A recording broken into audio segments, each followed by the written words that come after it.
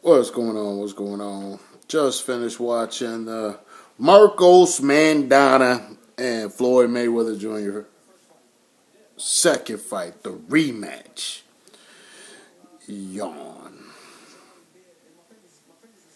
I only say that because hate Mayweather or love Mayweather, we all know he's the best at making in-ring adjustments in the fight. And if you go back to the Castillo fight, you give him a whole training camp to make adjustments. It is what it is.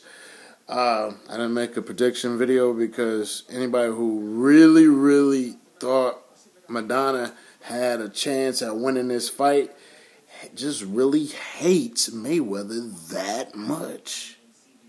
Or delusional. Really. So, I mean, it was a good fight. In spots in this fight, you could really see that Marcos Maidana has learned a lot under Robert Garcia's tutelage. I mean, I've seen a few times where he bobbed a weave, threw a counter, and landed. I was like, wow.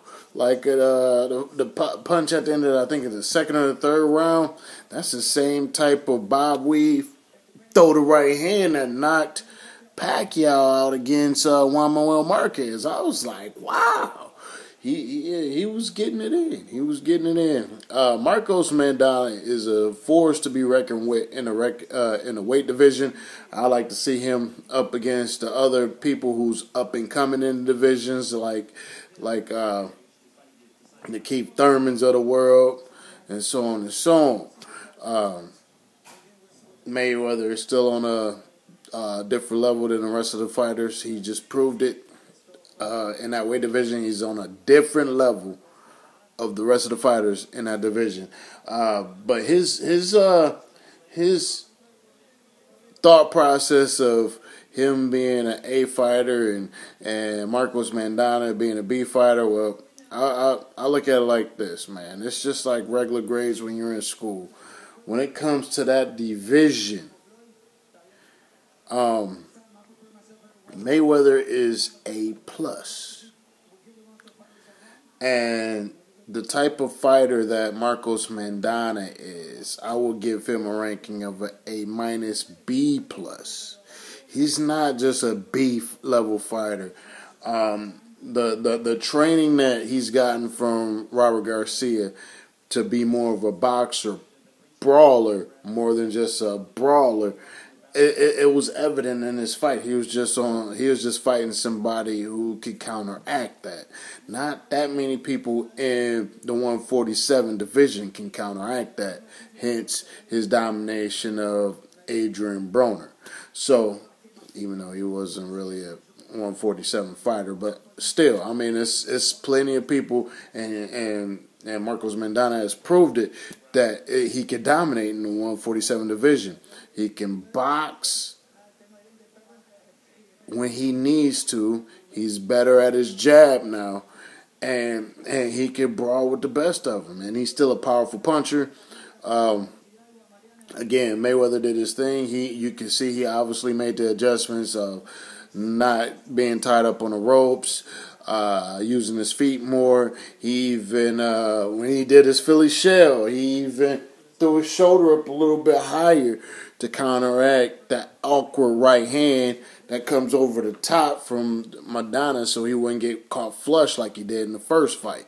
It was overall an exciting fight. As far as the bite is concerned, I mean, dirty boxing is dirty boxing on both ends. I think it was dirty boxing on both ends.